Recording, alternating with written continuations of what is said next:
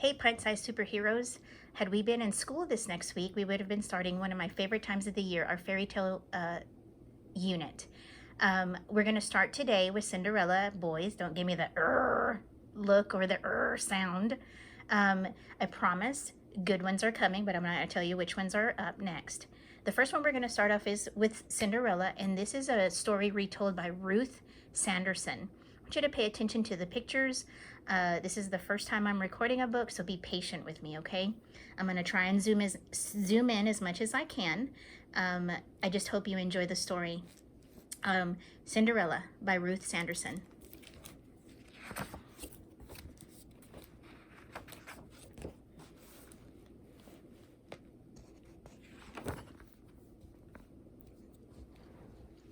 Once upon a time, there was a gentleman who, after his beloved first wife died, married a widow with 2 daughters. When his new wife and stepdaughters arrived at his home, met his only daughter, they hated her at once, for they were vain and jealous creatures. The new stepmother sent the poor girl to live in the kitchen and thrust upon her all the lowly tasks in the house: cleaning, doing laundry, weeding the gardens, cooking, and sewing. Indeed, the young girl became a servant, running from morning till night, from one task to the next, until she fell into an exhausted heap upon the kitchen hearth at the end of the day. "Look," said one stepsister, peering into the kitchen one morning and finding the girl still asleep in the ashes. "What a smutty, cinder-covered mess!" "Let's call her Cinderella," suggested the other. "Cinderella, Cinderella," they chanted together, laughing at the joke they had made at her expense.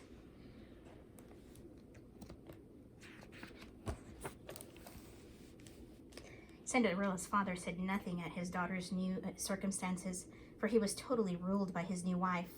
One day, as he was leaving to go to town, he asked his stepdaughters if they would like a trinket from the town fair. "I want a pearl necklace," said the elder. "I want a pink satin gown," demanded the other. "And you, my daughter?" the father asked Cinderella sheepishly, for he was ashamed of how she was treated and wished to make amends in some way. "The first twig, father, that brushes against your hat on the way home," Cinderella said. And so he brought his stepdaughters expensive pearls and a fancy new gown. To Cinderella, he gave what she had requested, a little hazel twig. As her stepsisters were admiring their fine gifts, Cinderella took the hazel twig out to the garden and planted it next to a beautiful white rose bush. Her mother had especially loved roses. Cinderella wept as she thought of her mother, and as she cried, her tears watered the hazel twig. At once the little branch began to grow and grow, and in no time a beautiful hazel tree stood in its place. A white bird flew onto one branch and sang a tune so lovely and sweet that it eased the sadness in Cinderella's heart. From that day on, Cinderella brought the bird bits of stale bread, and every day it sang for her and ate the bread out of her hand.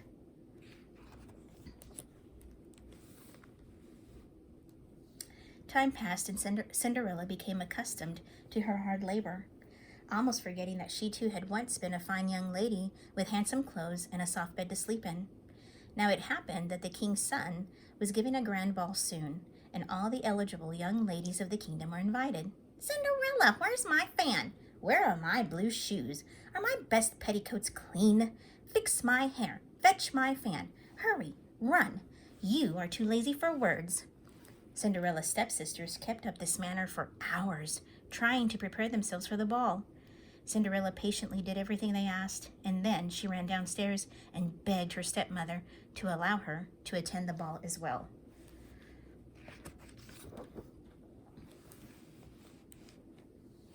"What, you, a dirty kitchen wench, would be laughed out of the ball."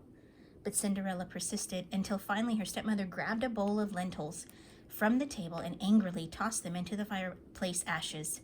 "If you can pull all those lentils back into the bowl in 2 hours, you may go to the ball," she said cruelly, and then she stalked out of the room. Knowing the task was hopeless, Cinderella despaired, but then the white bird from the hazel tree appeared at the open window. "Oh, sweet bird," said Cinderella, "if only you could help me. There are so many lentils in the ashes, and I need to pick them all out in 2 hours' time so I can go to the ball." At once, the bird began to sing and was soon joined by other birds from the garden. Starlings, doves, and finches flew in the window and alighted among the ashes, picking out the lentils and returning them to the dish that Cinderella held. When all the lentils were back in the bowl, Cinderella ran to show her stepmother, who was preparing to leave for the ball with her daughters. "Foolish girl," said the stepmother. "Did you think I was serious? How could you go to the ball with no proper clothes?" And Cinderella was left on the doorstep as her stepmother and stepsisters brushed past her to the coach waiting outside. As Cinderella watched with longing, their coach disappeared out the gate. She went to the garden and sank onto the stone bench under the hazel tree. The white bird was nowhere in sight. Her unhappiness deepened. Had she no friend in the world?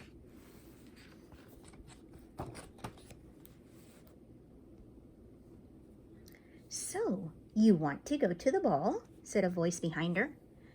Cinderella looked around and she was astonished to see a beautiful fairy standing by the hazel tree. She had seen all that had happened. "What are you waiting for, Cinderella? Fetch me the largest pumpkin from your garden." Cinderella found a huge pumpkin and rolled it out of the garden and onto the driveway. With a touch of her magic wand, the fairy transformed the pumpkin into a golden coach. "Now fetch me the mousetrap and we'll see about some horses," she said.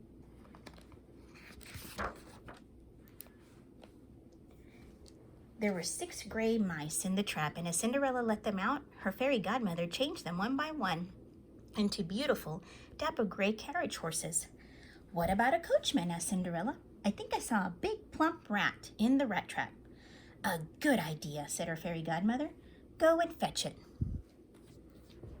The rat made a fine coachman with a long mustache, and he immediately began to harness the horses to the coach as though he had been doing it for years. Then Cinderella's fairy godmother said, "Look in the garden behind the watering pot. I imagine there might be a few lizards there that would make excellent footmen." And so, with the touch of the magic wand, the lizards became footmen and took their place on the back of the carriage. Cinderella was thrilled. Then she looked down at her own ragged appearance. "Ah, not to worry, my dear," said her fairy godmother kindly, and with a wave of her wand, she transformed Cinderella's rags into a gown of golden silk, embroidered with pearls. As Cinderella looked down to admire the beautiful gown, she noticed that upon her feet were dainty slippers made entirely of glass.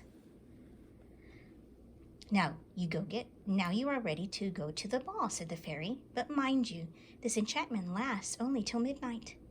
Then the coach turns into a pumpkin, horses back to mice, coachman to rat, footmen to lizards, and your finery back to rags. You must leave the ball before midnight. Do not forget." Cinderella promised and thanked her fairy godmother. The golden coach carried her swiftly to the king's palace. When Cinderella entered the grand ball, everyone stopped dancing, stopped talking, and stared, for she was dazzling in her splendid gown. Word spread quickly that a beautiful unknown princess had arrived, but it was Cinderella's sweet face that engaged the prince. He immediately asked her to dance and would have no other partner the whole evening long. As they talked and laughed, Cinderella felt happy for the first time in years. The evening passed so quickly that Cinderella forgot her promise until the clock began to strike midnight. Bong, bong, bong, bong. Cinderella ran from the room and dashed down the palace stairs so quickly that she stumbled and lost one of her slippers. The shadow of the palace wall hit her as the last stroke of midnight rang out, and then Cinderella slipped out the gate, dressed once again in her rags. 6 mice scurried past her, followed by a rat and the lizards. The pumpkin rolled to the edge of the road and then into a ditch where it shattered. Cinderella walked slowly home as if in a dream.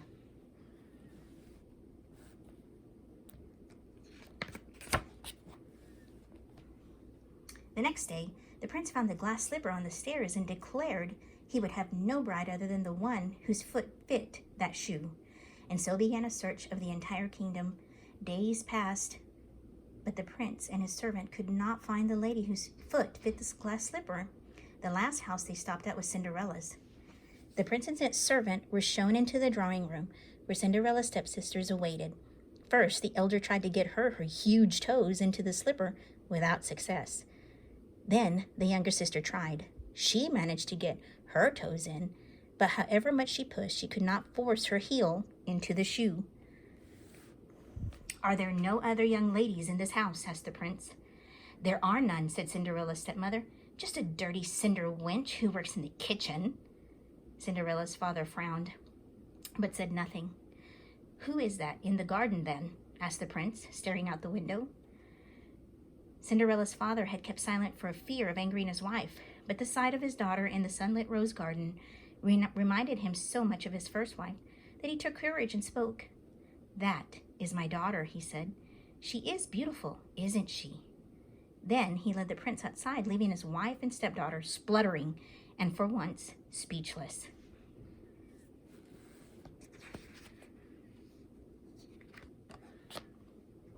In spite of her ragged dress, the prince recognized Cinderella immediately.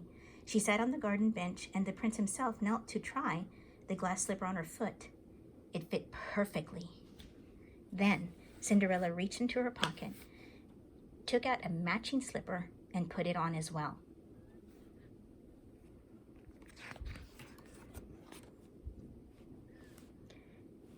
As Cinderella stood up, the sound of birdsong suddenly filled the air. Soon she was surrounded by fluttering wings and joyful chirping as all the birds in the garden flocked around her. The white bird settled on her outstretched hand. Instantly, Cinderella's dress became a gown of shimmering silk. It was a final gift from her fairy godmother.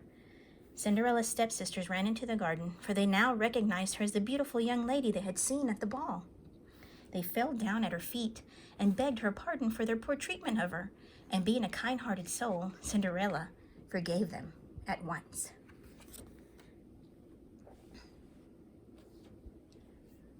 The prince and Cinderella departed in a splendid coach to return to the palace to make their wedding plans.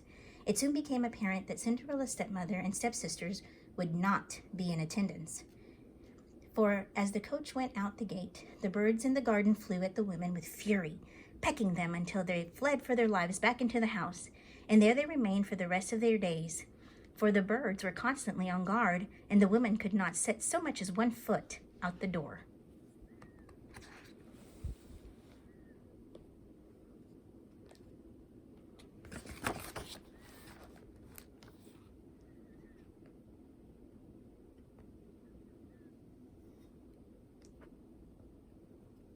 And as for Cinderella and the prince, they lived happily ever after.